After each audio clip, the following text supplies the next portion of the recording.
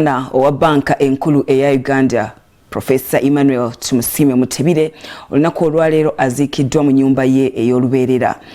Abakuku navo okuva mu ggwanga Uganda ne mu ggwanga erya Rwanda omukolo guno bagwetabyeko omusasi waffe abadde butereevu era byonna ebyogeddwa abisase abireese byetugenda okuba nga tukulaga mu mboozi yaffe eno.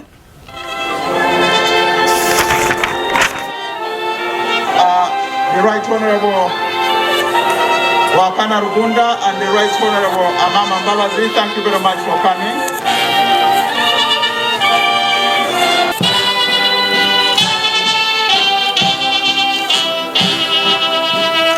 Ku ssaawa 5:30 omubiri gw'abadde gavana wa banka enkulu Professor Emmanuel Tumusiime Mutebire gutuusiddwa ku kisaawe ekya Kigezi High School Rugarama e Kabale.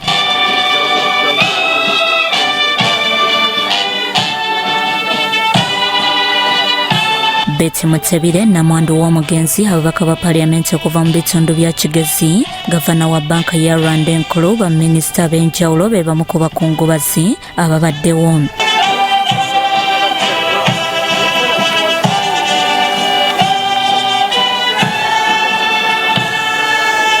Right Honourable Robina Nabanja Ssaabaminisita yasomye obubaka bwa President n'amabugo ga bukadde 10 obukadde 5 eza ya FCM. Mutebire was a true representation of what we call or what we know about Bachiga. Hardworking, okugamba mazima, ekyo ninkigambo mu Lukiga nanye nkarwega. Omwesigwa, obwesigwa obutalimu bulyalya. Ngira nchuba baramanyisa honesty. Kigezi has produced distinguished men and women who have served Uganda with distinction. Abafamile nga bakulembeddwamu Duncan Mutebire n'abalala boogedde ku lw'abalala. Uganda at large for loving my dad. I love you, Dad, and thank you for all the good virtues you instilled in me. I thank my dad for loving my mom, siblings, and myself in that he provided for us in every way, especially providing us with a good sense of security.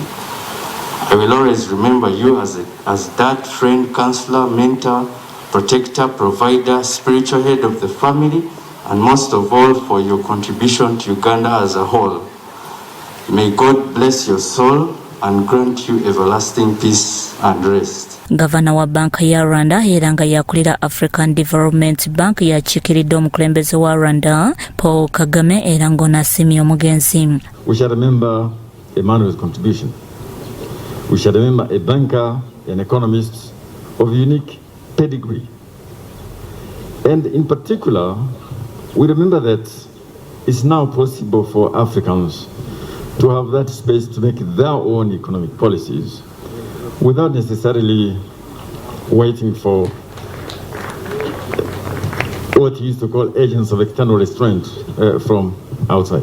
Abaliko bassabaminisita babiri Honourable Amama Mbabazi, Dr. Ruhakana Rugonda nabo babaddewo era ne boogera bati ku mugenzi. He has left us with a lot in his legacy. The presence of so many different political, technical, and civic leaders is clear evidence of who Tumusiime was. He attracted literally everybody. Honourable Sarah Bateke, Minister Chris Baryomonsi, Minister Okero Oliem, Honourable David Bahati, Major General Jim Muhwezi, Honourable Nandala Mafabi n'abalala boogedde bati. I also met him in the Rotary Club because we belonged to the same Rotary Club of Kampala, an organization that stands to help the needy, serving beyond self, which also has been said a lot about Tumusiime Mutebire. He was also, we were both members of Uganda Golf Club. And I used to meet him and to play with him very early in the morning because he had to play golf and be in time to be in the office. Bekusakidwa kitaka Abel Crossroads TV Omunyi.